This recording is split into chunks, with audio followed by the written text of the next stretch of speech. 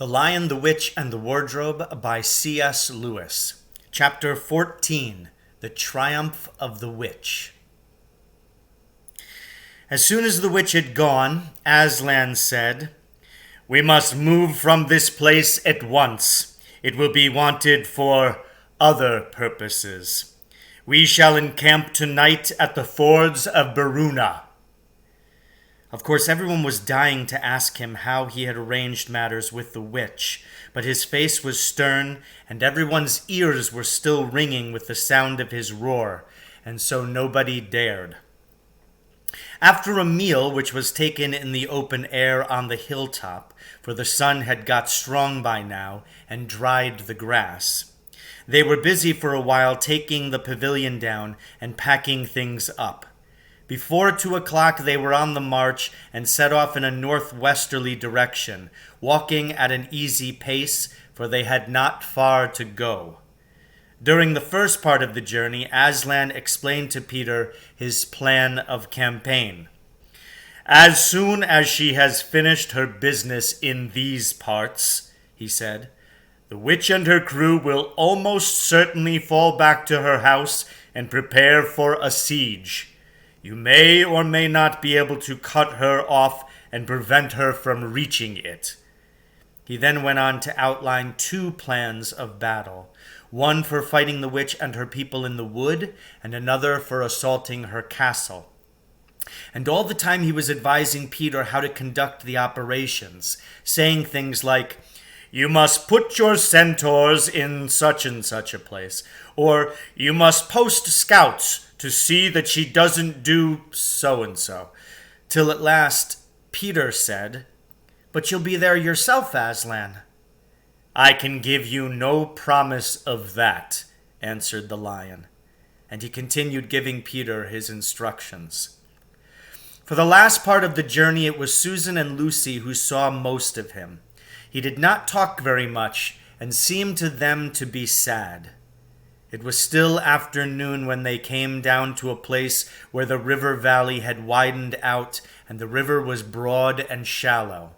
This was the fords of Beruna, and Aslan gave orders to halt on this side of the water. But Peter said, "Wouldn't it be better to camp on the far side, for fear she should try a night attack or anything?" Aslan, who seemed to have been thinking about something else, roused himself with a shake of his magnificent mane and said, "Eh? What's that?" Peter said it all over again. "No," said Aslan in a dull voice, as if it didn't matter. "No, she will not make an attack tonight." And then he sighed deeply. But presently he added, "All the same, it was well thought of. That is how a soldier ought to think. But it doesn't really matter." So they proceeded to pitch their camp. Aslan's mood affected everyone that evening. Peter was feeling uncomfortable too at the idea of fighting the battle on his own. The news that Aslan might not be there had come as a great shock to him. Supper that evening was a quiet meal. Everyone felt how different it had been last night, or even that morning. It was as if the good times, having just begun, were already drawing to their end.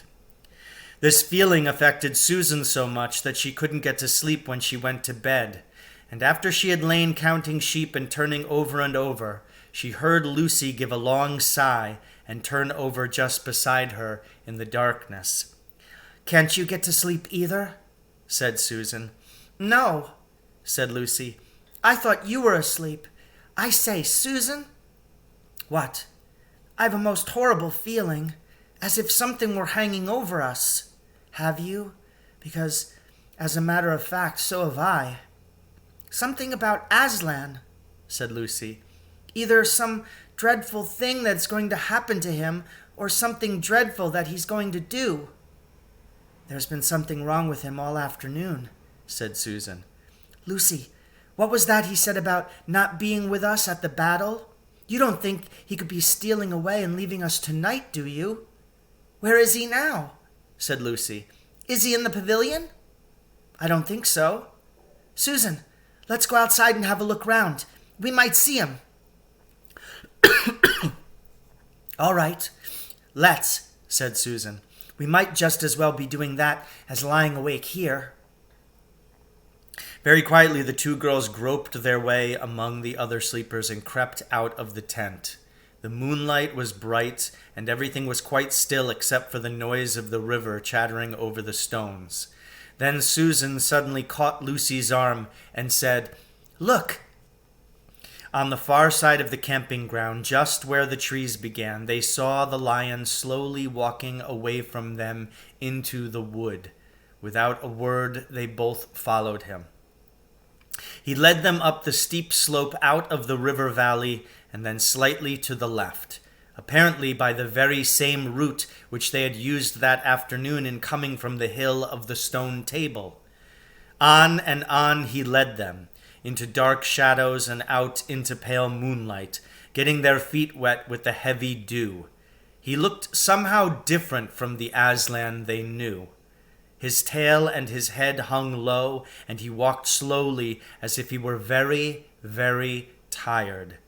Then, when they were crossing a wide open place where there were no shadows for them to hide in, he stopped and looked around. It was no good trying to run away, so they came towards him. When they were closer, he said, "Oh, children, children, why are you following me?" We couldn't sleep, said Lucy, and then felt sure that she need say no more, and that Aslan knew all they had been thinking. Please, may we come with you wherever you're going, said Susan. Well, said Aslan, and seemed to be thinking. Then he said, I should be glad of company tonight. Yes, you may come, if you will promise to stop when I tell you, and after that leave me to go on alone. Oh, thank you, and we will, said the two girls. Forward they went again, and one of the girls walked on each side of the lion. But how slowly he walked, and his great royal head drooped so that his nose nearly touched the grass. Presently he stumbled and gave a low moan. Aslan, dear Aslan, said Lucy, what's wrong? Can't you tell us? Are you ill, dear Aslan? said Susan. No, said Aslan. I am sad and lonely. Lay your hands on my mane so that I can feel you are there, and let us walk like that. And so the girls did what they would never have dared to do without his permission, but what they had longed to do ever since they first saw him, buried their cold hands in the beautiful sea of fur and stroked it, and so doing walked with him. And presently they saw that they were going up with him, up the slope of the hill on which the stone table stood. They went up at the side where the trees came furthest up, and when they got to the last tree, it was one that had some bushes about it, Aslan stopped and said, Oh, children, children, here you must stop, and whatever happens, do not let yourselves be seen. Farewell. And both girls cried bitterly, though they hardly knew why, and clung to the lion, and kissed his mane and his nose and his paws and his great sad eyes. Then he turned from them and walked out onto the top of the hill. And Lucy and Susan, crouching in the bushes, looked after him, and this is what they saw. A great crowd of people were standing all round the stone table, and though the moon was shining, many of them carried torches which burned with evil-looking red flames and black smoke. But such people, ogres with monstrous teeth, and wolves, and bull-headed men, spirits of evil trees and poisonous plants, and other creatures whom I won't describe, because if I did, the grown-ups would probably not let you read this book. Cruels and hags and incubuses, wraiths, horrors, efreets, sprites, orkneys, woozes, and ettins. In fact, here were all those who were on the witch's side, and whom the wolf had summoned at her command. And right in the middle, standing by the table, was the witch herself. A howl and a gibber of dismay went up from the creatures when they first saw the great lion pacing towards them, and for a moment the witch herself seemed to be struck with fear. Then she recovered herself and gave a wild, fierce laugh. "The fool!" she cried. "The fool has come! Bind him fast!" Lucy and Susan held their breaths, waiting for Aslan's roar and his spring upon his enemies. But it never came. 4 hags, grinning and leering, yet also, at first, hanging back and half afraid of what they had to do, had approached him. "Bind him, I say!" repeated the White Witch. The hags made a dart at him, and shrieked with triumph when they found that he made no resistance at all. Then others, evil dwarves and apes, rushed in to help them, and between them they rolled the huge lion round on his back and tied all his 4 paws together, shouting and cheering as if they had done something brave, though had the lion chosen, one of those paws could have been the death of them all. But he made no noise, even when the enemies, straining and tugging, pulled the cords so tight that they cut into his flesh. Then they began to drag him towards the stone table. "Stop!" said the witch. "Let him first be shaved!" Another roar of mean laughter went up from her followers as an ogre with a pair of shears came forward and squatted down by Aslan's head.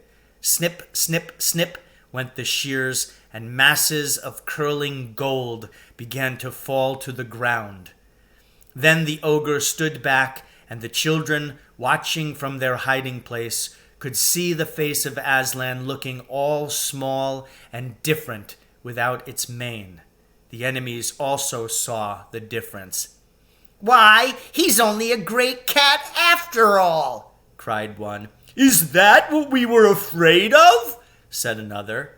And they surged round Aslan, jeering at him, saying things like, "Puss, puss, poor pussy!" and "How many mice have you caught today, cat?" and "Would you like a saucer of milk, pussums?" "Oh, how can they?" said Lucy, tears streaming down her cheeks. "The brutes! The brutes!" For now that the first shock was over, the shorn face of Aslan looked to her braver and more beautiful and more patient than ever. "Muzzle him!" said the witch. And even now, as they worked about his face, putting on the muzzle, one bite from his jaws would have cost 2 or 3 of them their hands.